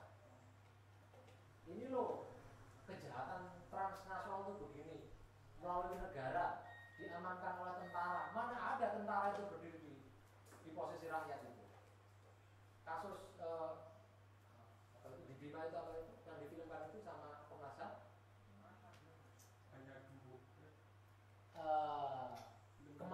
Marah di Bumi Lambu. Marah di Lambu. Nah ya, ibu-ibu itu pengen hidup dengan caranya sendiri. Aku mau miskin mau enggak, aku percaya kalau pertanian diproteksi kita hidup. Lah fatalnya aku nulis di sini. Banyak orang bahkan tokoh agama yang bilang begini. Sudahlah, yang mengkritik itu nggak ngerti persoalan. Kata mereka. Nolak-nolak itu nggak ngerti persoalan. Apa dia nggak mikir? Semen itu sudah ngasih 5 miliar ke masyarakat itu sebagai santunan. 5 miliar itu kecil sekali. Satu rumah di sini aja bisa harganya 12 miliar. Itu 5 miliar dibagi ke petani-petani. Itu katanya sedekah, katanya kompensasi.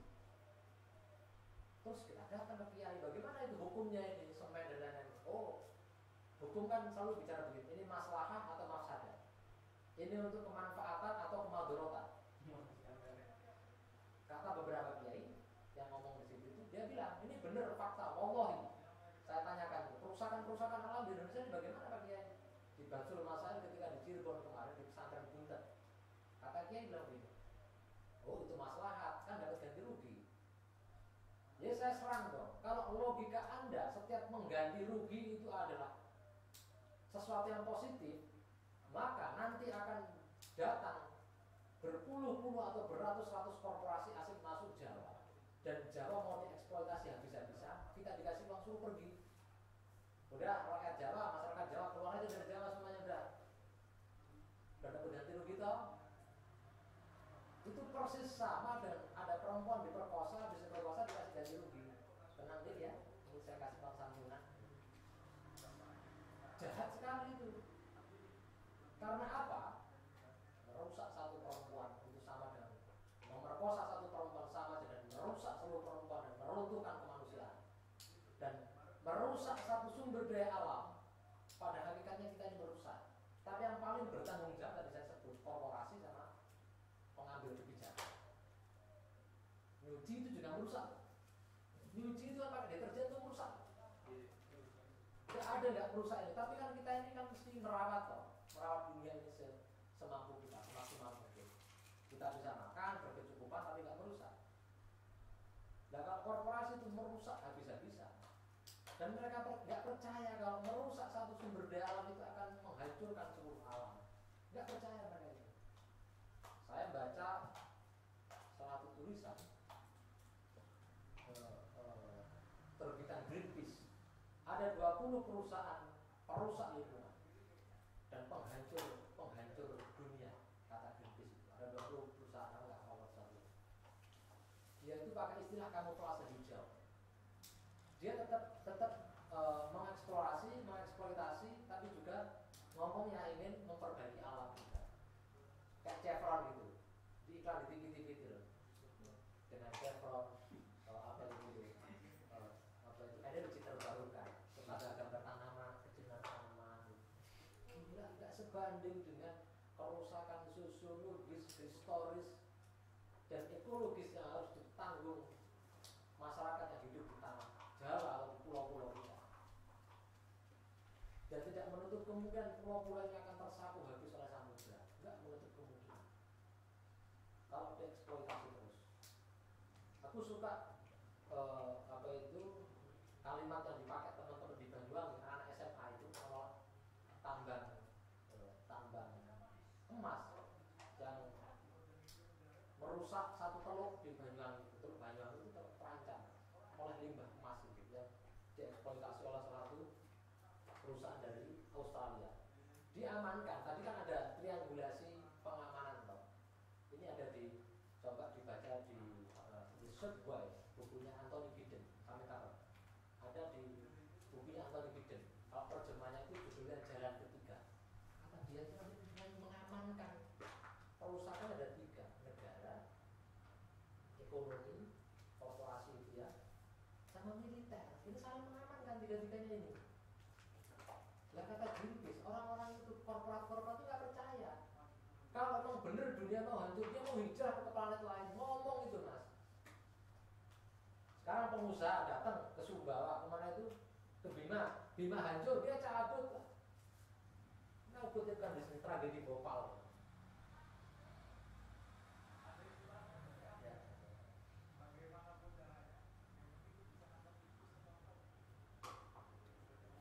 Tragedi Bhopal di India.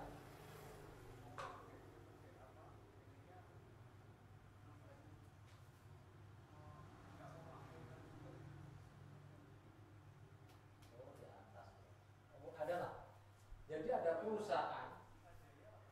perusahaan pestisida yang ada di India tahun 84 itu menghancurkan. Sejak tahun 84 ada 20.000 orang kehilangan nyawa mereka di Bhopal, India setelah tumpahan gas kimia dari pabrik pestisida. Lebih dari 8.000 orang tewas hanya dalam beberapa hari pertama setelah kebocoran, terutama dari serangan jantung dan pernapasan. Ini clear, di atas ada banyak. Jadi lebih dari 10.000 orang kasus itu diangkat tahun 92, tahun 94 mereka hengkang. Dan 10.000 orang yang mati itu sudah cuek-cuek aja. Malah negara itu menganulir gugatan warga. Katanya perusahaan Amerika ini nggak bersalah gitu. Ya enak aja pengusaha terus cabut itu. Kayak kasus Teluk Buyat, aku tahu kasusnya. Dan nggak bisa dijebol itu. Jadi ini yang ngomong temanku yang memang insinyur yang kerja di Newmont dia. Jadi sekarang Newmont itu saking canggih membuang limbahnya itu di bawah dasar laut. Di bawah dasar laut dibor.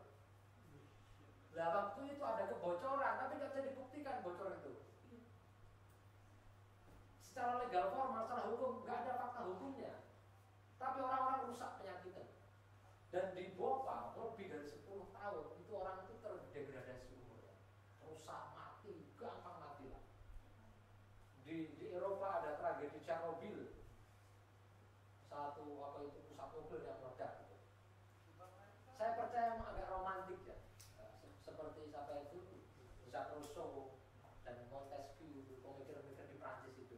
Kadang-kadang memang orang yang hidup dengan gembalanya di antara ladang dan ilalang, mereka menari-nari, menyanyi-nyanyi menjadi saudara dengan alam, itu hidup akan lebih panjang ketimbang kita naik motor dan lain-lain, itu lebih rusak. Di Jepang itu kesadaran ekologi sudah tumbuh beriringan dengan itulah, dengan teknologi yang berkembang. Mereka mulai sadar karena mereka punya filter namanya apa itu Buddhisme dan Taoisme. Kita mestinya Islam, agama mayoritas mestinya paham soal itu. Kita mesti bikin rumah juga. Saya dikritik contohnya. Nanti kalau semen nggak dibangun, nanti rumah pakai apa? Pakai bambu bisa. Kan begitu toh. Gedung-gedung nggak pakai gedung-gedung, manusia tetap hidup. Tapi kalau nggak ada beras mati. Ini nggak dipikirkan kalau ternak-ternak kita mati kita itu. Terus aku tuh saya bayangin karena baca di itu ya Greenpeace itu bener ini perusak lingkungan, 20 perusahaan terbesar dan ratusan perusak lingkungan. Kata dia mereka nggak percaya, perusak itu nggak percaya, memerkosa. Ini kan persis dengan logikanya itu para perusak lingkungan atau penghancur kemanusiaan itu bertolak dari moral yang sama, yaitu moral pemerkosa. Dia nggak sadar kalau, mohon maaf lah, aku cerita. Orang memasukkan kelaminnya ke kelamin perempuan dengan paksa itu tidak hanya merusak selaput darahnya, tapi juga merusak hormatannya. Nggak percaya. Lu bisa nggak sih ngomong dengan orang kayak gitu? Nggak bisa. Dan itu sekarang diamankan, triangulasi tadi itu. Militer, apa itu? Iya, modal, korporasi, sama negara. Dan itu simbol itu ada di Amerika. WTC, Pentagon, dan pengambil kebijakan yang ada ini White House, Gedung Putih. Maka ketika terorisme itu menyerang tepat sekali mereka ke jantung kapitalisme. Ketika White House dihancurkan, Pentagon dihancurkan, sistem itu rusak. Maunya begitu. Ini logikanya nggak beres lagi Amerika. Aku bukan pro terorisme. Aku cinta yang apa itu Islam yang ramah.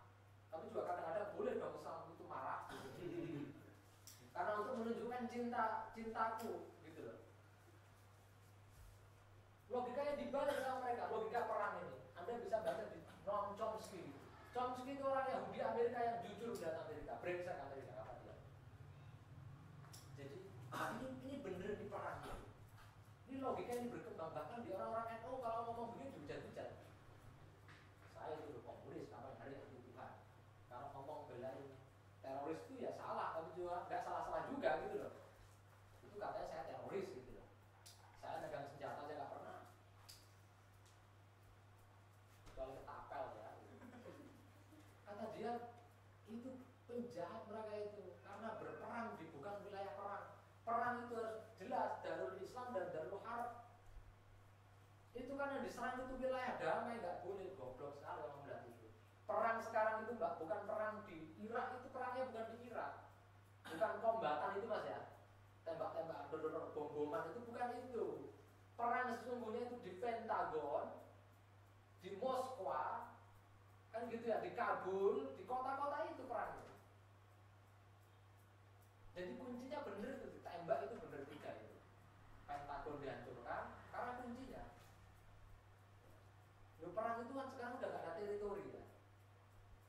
Aku bilang kemarin beberapa kiai di NU itu, sekarang dunia itu bukan Darul Islam, Darul Salam, bukan negeri yang damai. Seluruh dunia tidak ada kedamaian saya melakukan kabar. Kalaupun ada puisi, ada cinta untuk merebut kedamaian itu ketika kita sadar ada penderitaan di mana-mana.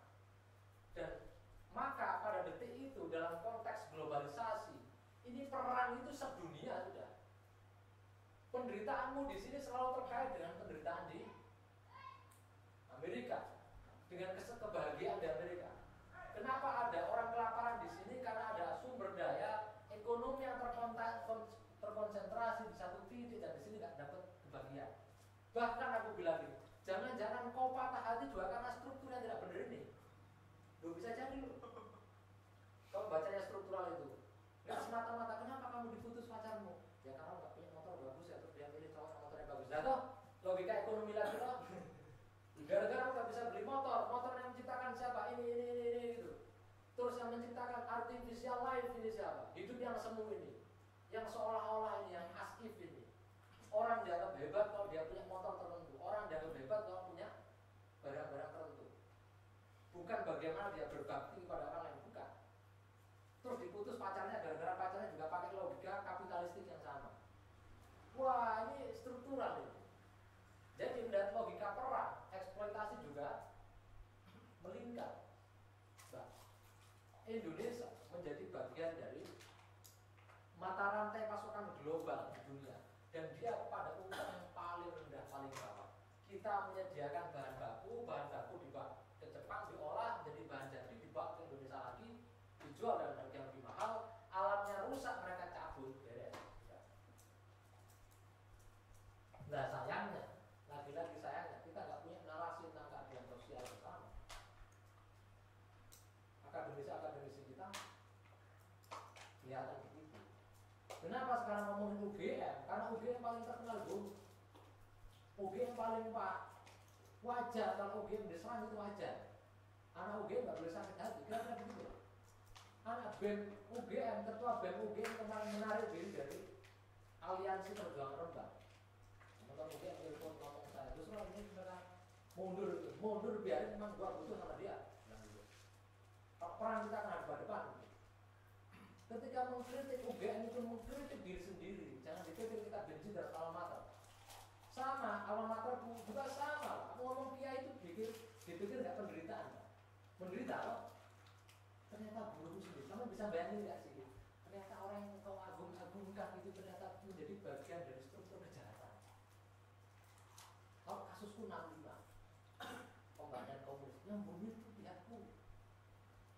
Orang di sekitarku, orang-orang yang aku kasih itu bunuh orang. Bayangin nggak sih betapa kecewanya? Paham toh? Ketika aku mengkritik karena aku mencintai, mengkritik UGM karena kita cinta UGM. Nah fatalnya ketua BEM kemarin itu salah dia, kanak-kanakan itu animal faith, imannya para binatang. Itu kata filsuf dia di apa itu di Jerman. Itu infantil, cinta yang infantil, kanak-kanakan. Cinta itu memang kadang-kadang perlu marah biar dia langgeng gitu loh Mbak. Kalau kalian punya istri gak pernah marah, gak pernah cemburu, gak ada indahnya. Pompong aja sore, nongkrong disini sore, gak ada persoalan, dijem begitu. Lama-lama juga putus. Saya punya teman begitu, ceweknya sudah sangat heroik, capek dengan cowoknya, gak ada geloranya kata dia. Biasa sekali, dia ngapain tuh kamu tuh? Dia karena baik-baik, ya masa Thomas, aku tidak nongkrong mungkin lagi yang dibahas itu juga. Kadang-kadang jenuh juga ya.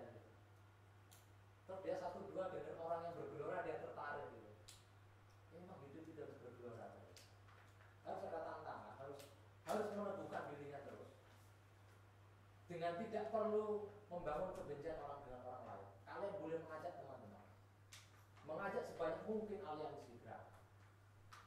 Ya mau silahkan, kalau nggak mau nggak perlu dicipir. Dakwah yang baik itu begitu, dengan cinta kasih. Kalau kalian diserang, nyawamu terancam, maka kau harus melawan. Itu saja. Kalau enggak, dihujat ya biasa aja. Semakin dihujat semakin keren. Ingat ya, orang yang keren itu karena dihujat. Itu pantatnya biasa-biasa aja. Tapi karena dihujat jadi Pantatnya begitu juga pantat itu apa kerennya sih? Karena dihujat pantatnya itu. Pantat ini bener nih, bokongnya itu sampai digaransikan itu. Takut kalau pas goyang terus nyenggol apa terus sobek gitu pantatnya. Itu sudah di apa itu? Asuransikan sampai segitunya. Karena dia dihujat. Berbahagialah orang-orang dihujat. Oke ya, itu ya teman-teman ya.